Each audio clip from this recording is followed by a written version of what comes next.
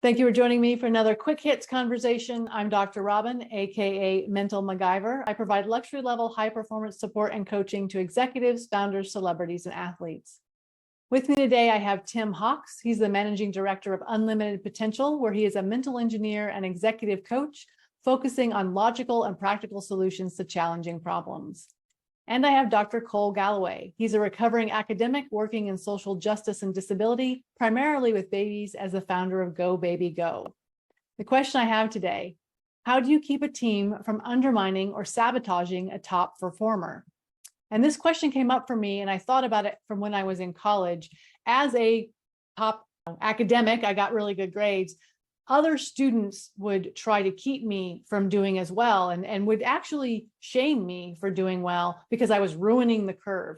And I see this in the corporate space as well, where people who might be your average performers don't want your top performers to achieve because it makes them look bad. So what are your thoughts on that? So I think this is a hugely challenging question because from my point of view, I guess, let's take your example, Robyn, which is a good one. You say, how do we keep the team from doing well? Let's take the viewpoint of the other members of the team or your other classmates, for instance. Well, they've got no vested interest in changing, so they won't. Let's take you, the high flyer or top performer in this example. Who's interested in changing? No one, so they won't.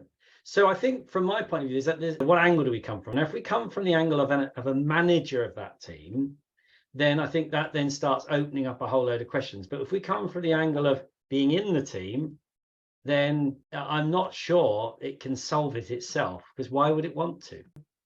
Yeah, I immediately also go to infrastructure, that what Tim's talking about with managerial or leadership, taking a look and see if unintendedly by policy, by infrastructure, either hidden or explicit, if there's something that's making this conflict worse. Not that the high achievers shouldn't keep doing what they're doing, and not that the average achiever, like Tim said, may not want to change. But I think we do have situations, I saw it in academics a lot, where maybe this has a corporate analogy as well, where two department chairs are needing resources and the dean will let them fight it out instead of just providing the resources.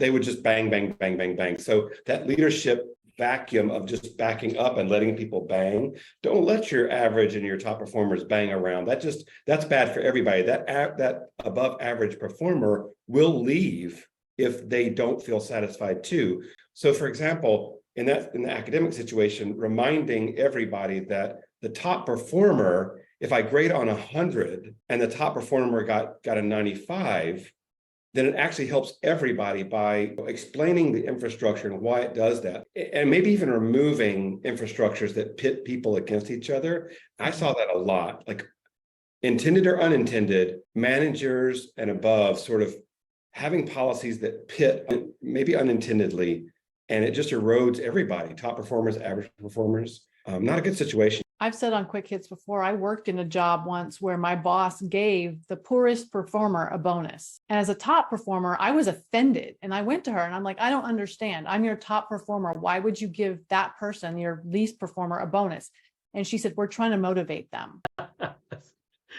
And there's an argument to say fair enough to that, isn't there? I think on the back of what Cole said, I think comparison is the biggest killer of human creativity. So if we get into the business of comparing, that person's different to me, I'm better than them, I run faster, I get better grades, the only outcome for that as an individual. So this is my message to you listeners out there. If you're in the business of comparison, you're in the business of killing your own human creativity. Stop it. I'm trying to sort of work this through, because if you remember at the beginning, I said, from whose point of view is this relevant? But actually, one of the ways of doing this is if we all had a common purpose in which we all contributed, then the difference between our abilities and our agilities would become less important, providing we all contributed something towards this common purpose. So for instance, let's say in your school, the common purpose was between the 30 students in our class, we had to get this many points. Suddenly a high achiever is helping us.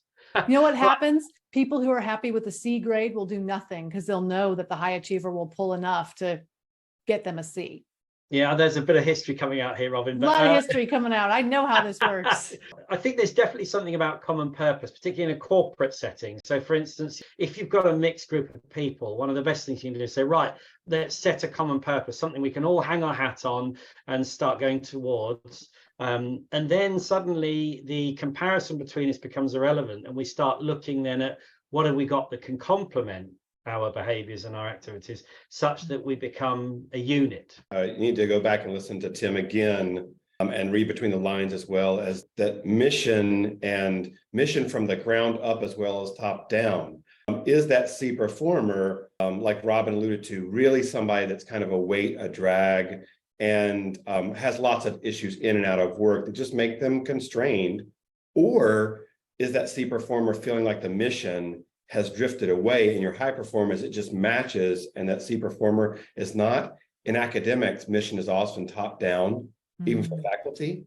And I bet corporate wise, it rarely, go ask the average performer, what do you think we should be doing? What actually taps into your superhuman abilities?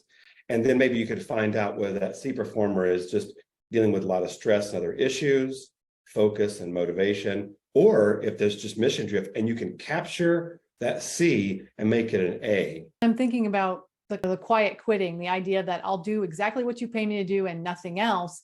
That all has to do with people showing up and having a job. And we need people like that, that'll show up and just do a job. That's great. But if you want people to be more than that, you have to give them a reason, and you have to give them a reason to be an A performer, as you said, Cole. Mission is a big part of that. And Tim's point and your point, it takes time and passionate leadership. You got to get in there like Robyn and be a mental MacGyver for individuals. I bet that's at least part of the problem here, is leadership and trying to figure out what that mission could be. That's I hard. agree. I think there's a huge perception, isn't there, that there's from management, leadership, parenting, whatever it might be, someone in a mentor type role is this sort of, I present in one way, this is my way. And then when you sort of say, well, there are different people out there that do things in different ways, have you considered flexing your style to meet that need? You're met with the, oh, that's exhausting, why would I have to do that? Rather than interesting, sounds challenging, I'll take that challenge on. And I think, but you're right, if you could as a leader meet each of your people in their space, you might have your agile salespeople, and then you might have your detailed perfectionists. Never the twain shall meet, and yet the team needs both. Who's going to pull this team together? If I take the corporate setting, it's the manager, and the manager really does have a responsibility to flex their non-prejudicial views on their staff and give them what it is they think they want, or maybe even work with them to give them what they want. And so therefore the detail person who may have got a C in a non-detailed subject, it now becomes an A+ in their detailed subject. I might be good at skateboarding and not be very good at, I don't know, fine art. That makes me a C in one and an A in another. So what we need to do is seek the A in everybody. I shall write that down. Yeah, absolutely. I do think there is a way for leaders to make their high performers targets. And that is, if you're constantly putting your high performer up and be like this person's awesome, we like this person, do this, you're going to make them targets for sabotage. Again, experience speaking. That's part of that unintended, you think you're pushing the A person up as a role model, and you're putting a target on them. So it's unintended conflict. And I can hear the middle managers going, yeah, if I had time. So it's everybody serving someone. So it comes from the big top down. Do we care about each individual? And that's where so many of these quick hits get back to. In modern corporate, do we care about each individual worker or not? And are we willing to have the conversations? So can we meet their needs? I mean, one of the big things that sort of everyone's on about, and rightly so, is in the neurodiversity space. And this is hugely challenging, isn't it? We're not experts in all the neurodiversities that are out there. We can't be expected to be. No one's asking us to. And yet, we have to meet the needs and be accessible and inclusive and all these things, which I totally agree with. But again, it feels and sounds exhausting, doesn't it? It's always me that's going to, so I'm always the one that's going to have to, but actually you must. And I go to the phrase here, people say to me, oh, you can't please everyone all the time, Tim. And I say, yeah, but you haven't finished that phrase. You can't please everyone all the time, but you must try. That Mm. might be exhausting and a different topic for another quick hits conversation, because that is our 10 minutes. So thank you so Wow. much for doing this with me. And I look forward to speaking to each of you again very soon.